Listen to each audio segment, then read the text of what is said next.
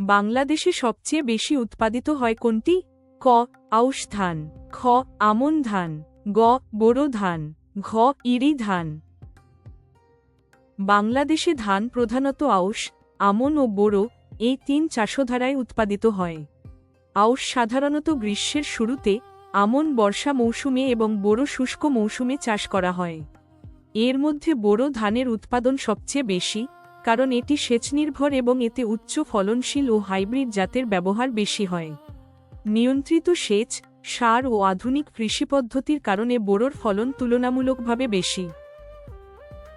আউশ, আমন, বোরো সমান ধানের তিন প্রধান চাষধারা, উৎপাদনে বোরো সর্বাধিক। তাই সঠিক উত্তর হল গ. বোরো ধান। ট্রাই বাংলাদেশে সবচেয়ে বেশি উৎপাদিত ফসল কোনটি? ক. গম, খ. ধান, গ. পাট, ঘ. আখ। আনসার খ. ধান। সুতরাং বাংলাদেশে সবচেয়ে বেশি উৎপাদিত হয় গ. বোরো ধান।